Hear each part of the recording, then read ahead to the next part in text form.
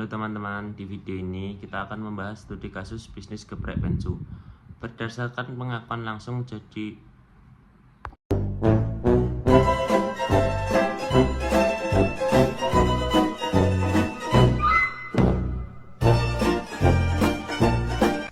Assalamualaikum warahmatullahi wabarakatuh.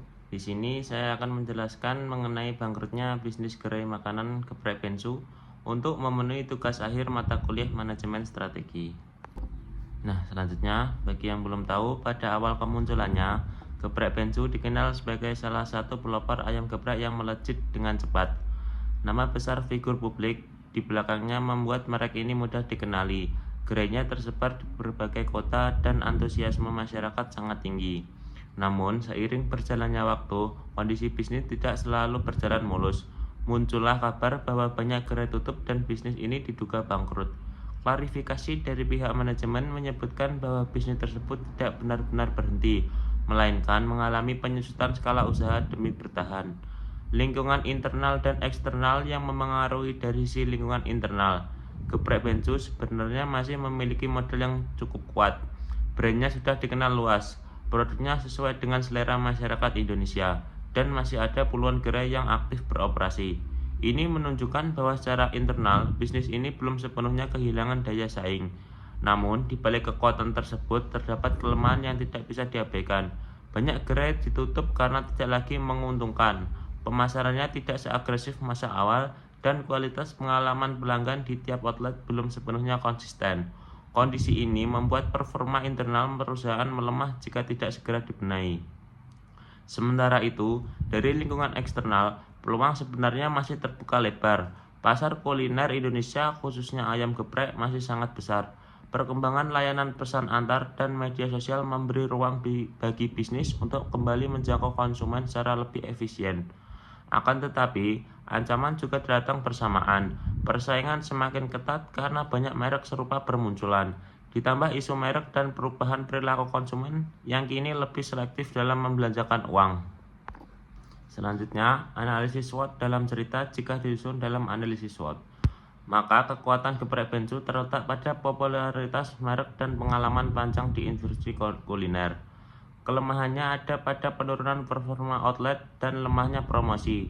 Dari luar, peluang hadir melalui digitalisasi dan inovasi produk, sementara ancaman muncul dari persaingan yang agresif serta citra merek yang sempat terganggu. Kombinasi faktor tersebut menunjukkan bahwa masalah utama geprek bensu bukan karena produknya tidak diminati, melainkan karena strategi pengolahan dan penyesuaian terhadap perubahan pasar yang belum optimal. Strategi bersaing yang tepat dalam kondisi seperti ini, strategi bersaing yang paling rasional bagi geprek bensu bukanlah bersaing harga secara ekstrim, melainkan strategi diferensiasi dan fokus pasar.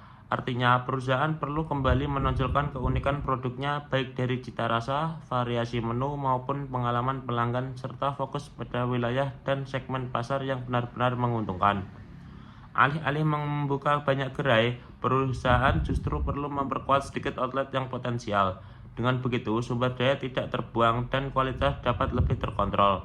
Strategi ini memungkinkan bisnis untuk tetap relevan tanpa harus memaksakan ekspansi. Langkah implementasi strategi agar strategi tersebut tidak hanya menjadi konsep, diperlukan langkah implementasi yang nyata. Pertama, perusahaan perlu menghidupkan kembali pemasaran digital melalui media sosial dan kolaborasi dengan influencer kuliner. Kedua, dilakukan evaluasi menyeluruh terhadap kinerja outlet, menutup yang merugi dan memperkuat yang menguntungkan. Ketiga, inovasi produk harus menjadi fokus, misalnya dengan menghadirkan variasi menu baru yang lebih ramah bagi semua kalangan, tidak hanya pencinta pedas ekstrim. Keempat, kualitas pelayanan dan rasa harus distandarkan agar pelanggan tetap konsisten.